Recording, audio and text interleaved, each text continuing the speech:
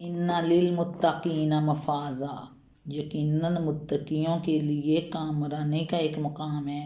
حدائق و انابا، باغ اور انگور۔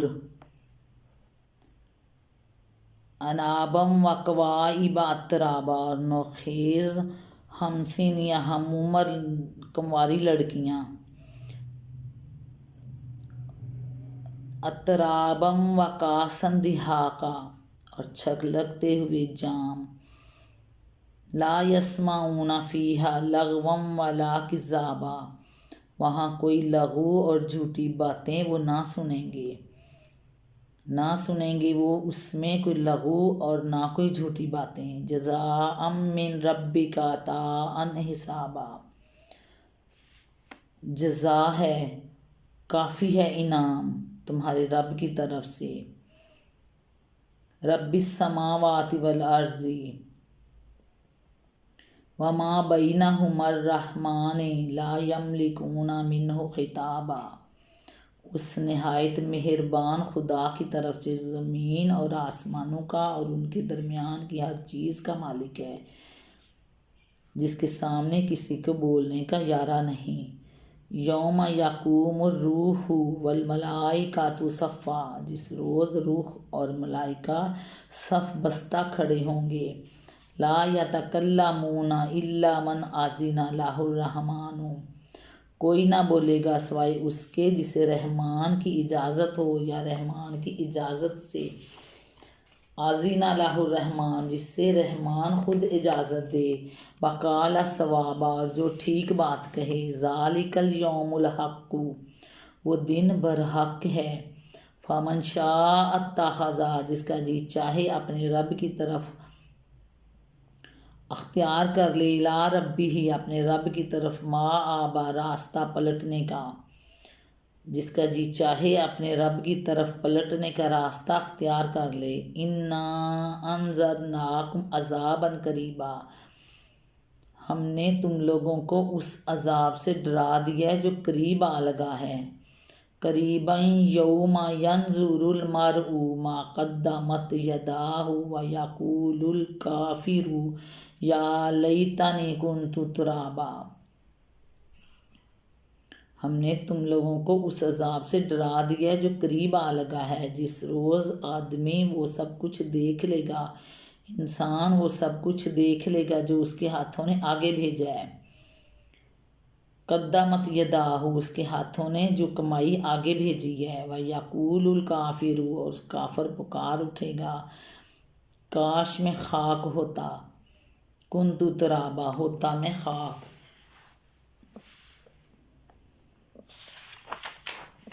اب یہاں متقیوں پرہیزگاروں کا ذکر شروع ہے۔ ان للمتقین مفازا، یقیناً متقیوں کے لیے کامیابی ہے، کامیابی کا اعلیٰ مقام ہے۔ یہاں متقیوں کا لفظ ان لوگوں کے مقابلے میں استعمال کیا ہے جو کسی حساب کی توقع نہ رکھتے تھے اور جنہوں نے اللہ کی آیات کو جھٹلایا تھا۔ پہلے وہ لوگ تھے جنہوں نے اللہ کی آیات کو جھٹلایا، حساب کی توقع نہ رکھتے تھے۔ ان کے متضاد یہ متقی لوگوں کے لیے اب اجر و ثواب کا بیان ہے۔ اس لفظ سے مراد وہ لوگ ہیں جنہوں نے اللہ کی آیات کو مانا اور دنیا میں یہ سمجھتے ہوئے زندگی بسر کی کہ انہیں اپنے اعمال کا حساب دینا ہے۔ اس کا یہ مطلب بھی ہو سکتا ہے کہ آپس میں ہم سن ہوں گی، یعنی ہم عمر ہوں گی۔ نوخیز ان لوگوں کی ہم سن ہوں گی جس کی زوجیت میں وہ دی جائیں گی۔ سورۃ صاد میں واقعہ میں مضمون گزر چکا ہے۔ قرآن مجید میں متعدد مقامات پر اس بات کو جنت کی بڑی نعمتوں میں شمار کیا ہے کہ آدم کے کان وہاں بیہودہ اور جھوٹی اور لغو باتیں نہیں سننے گے، یعنی ان کے کان لا یسمعون فیہا لغوا ولا کذابا، جھوٹی اور لغو باتیں جو بیہودہ فضول گوئی، گھٹیا باتیں، فضول گپ شپ وہ نہ سنیں گے، نہ ہوگی وہاں پہ۔ کوئی کسی سے نہ جھوٹ بولے گا، نہ کسی کو جھٹلائے گا۔ دنیا میں گالم گلوچ، بہتان، افطرا، تہمت اور الزام تراشیوں کا جو طوفان برپا ہے، اس کا کوئی نام و نشان وہاں نہ ہوگا۔ جزا کے بعد کافی انعام دینے کا ذکر یہ معنی رکھتا ہے کہ ان کو صرف وہی جزا نہیں دی جائے گی جس کے وہ اپنے نیک اعمال کی بنا پر مستحق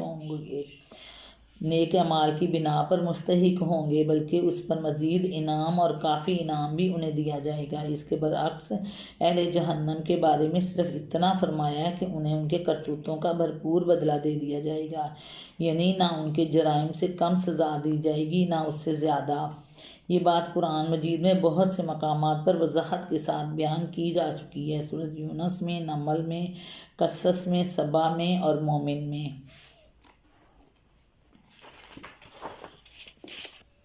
یعنی میدان حشر میں دربار الہی کے رعب کا یہ عالم ہوگا کہ اہل زمین ہوں یا اہل آسمان، کسی کی بھی یہ مجال نہ ہوگی کہ از خود اللہ تعالیٰ کے حضور زبان کھول سکے یا عدالت کے کام میں مداخلت کر سکے، صرف وہ لوگ جنہیں رحمان خود اجازت دے۔ اہل تفسیر کی اکثریت کا خیال یہی ہے کہ اس سے مراد جبرائیل علیہ السلام ہے اور ان کا جو بلند مرتبہ اللہ تعالیٰ کے ہاں ہے اس کی وجہ سے ملائکہ سے الگ ان کا ذکر کیا گیا ہے۔ جس روز روح اور ملائکہ صف بستہ کھڑے ہوں گے، کوئی نہ بولے گا سوائے اس کے جسے رحمان اجازت دے اور جو ٹھیک بات کہے۔ دن بھر حق ہے، اب جس کا جی چاہے اپنے رب کی طرف پلٹنے کا راستہ اختیار کر لے۔ بولنے سے مراد شفاعت ہے اور فرمایا کہ وہ صرف 2 شرطوں کے ساتھ ممکن ہوگی۔ ایک شرط یہ کہ جس شخص کو جس گناہ گار کے حق میں شفاعت کی اجازت اللہ نے خود دے دی ہو، اللہ تعالیٰ کی طرف سے ملے گی، صرف وہی شخص اس کے حق میں شفاعت کر سکے گا۔ دوسری شرط یہ کہ شفاعت کرنے والا بجا اور درست بات کہے، بے جا نوعیت کی سفارش نہ کرے، اور جس کے معاملے میں سفارش کر رہا ہو وہ دنیا میں کم از کم کلمہ حق کا قائل رہا ہو، یعنی محض گناہ گار ہو، کافر نہ ہو۔ مزید تشریح کے لیے ملاحظہ و تفہیم القرآن جلد اول بقرہ حاشیہ 281۔ بظاہر ایک آدمی یہ خیال کر سکتا ہے کہ جن لوگوں کو خطاب کر کے یہ بات کہی گئی تھی ان کو مرے ہوئے اب 1400 سال گزر چکے ہیں اور اب بھی یہ نہیں کہا جا سکتا قیامت آئندہ کتنے 100 یا کتنے ہزار یا کتنے لاکھ برس بعد آئے گی۔ یعنی ہم نے تم لوگوں کو اس عذاب سے ڈرا دیا جو قریب آ لگا ہے، جس روز آدمی وہ سب کچھ دیکھ لے گا جو اس کے ہاتھوں نے آگے بھیجا ہے، اور کافر پکار اٹھے گا کاش میں خاک ہوتا۔ پھر یہ بات کس معنی میں کہی گئی کہ جس عذاب سے ڈرایا گیا وہ قریب آ لگا ہے، اور سورت کے آغاز میں کیسے کہا گیا ان قریب انہیں معلوم ہو جائے گا؟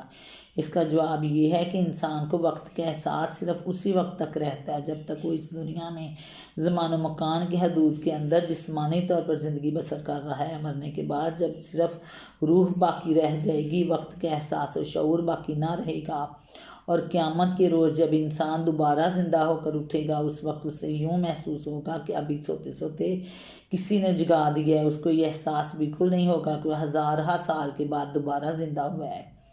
مزید تشریح کے لیے سورۃ نحل، بنی اسرائیل، طٰہٰ اور یاسین۔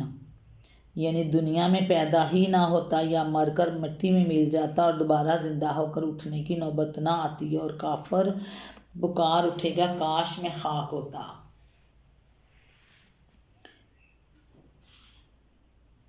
ربنا آتنا فی الدنیا حسنۃ وفی الآخرۃ حسنۃ وقنا عذاب النار۔ یعنی انسان جب مر جاتا ہے تو اس کے اعمال بند ہو جاتے ہیں اور اسے وقت کا احساس بھی نہیں رہتا۔ اعمال تو اسے اسی زندگی میں 5 سال، 8 سال، 60 سال، 100 سال، 80 سال، 200 سال جتنی زندگی ہے وہ عمل کر سکتا ہے اس میں، اس کے علاوہ اس کے بعد وہ عمل نہیں کر سکے گا۔ تو پھر اس کی زندگی تو یہی ہوئی نا۔ بعد میں چاہے 1400 سال وہ قبر میں پڑا رہے اس کو اس بات کا احساس نہیں ہوگا، اس کا اعمال نامہ تو بند ہو چکا۔ اس لیے یہی زندگی ہے، اسی میں ہم نے آخرت کے ٹھکانے بنانے ہیں، اچھے بن جائیں یا برے بن جائیں، یہ اختیار انسان کو اللہ تعالیٰ نے دے دیا ہے۔ جس کا جی چاہے اپنے رب کی طرف پلٹنے کا راستہ اختیار کر لے۔ اللہ تعالیٰ ہمیں توفیق دے نیکی کی، 5 وقت نماز پڑھنے کی، دنیا آخرت میں اللہ تعالیٰ امت محمد کو سرخرو کرے، عزت دے۔ ربنا آتنا فی الدنیا حسنۃ وفی الآخرۃ حسنۃ وقنا عذاب النار وقنا عذاب النار وقنا عذاب النار۔ السلام علیکم ورحمۃ اللہ وبرکاتہ۔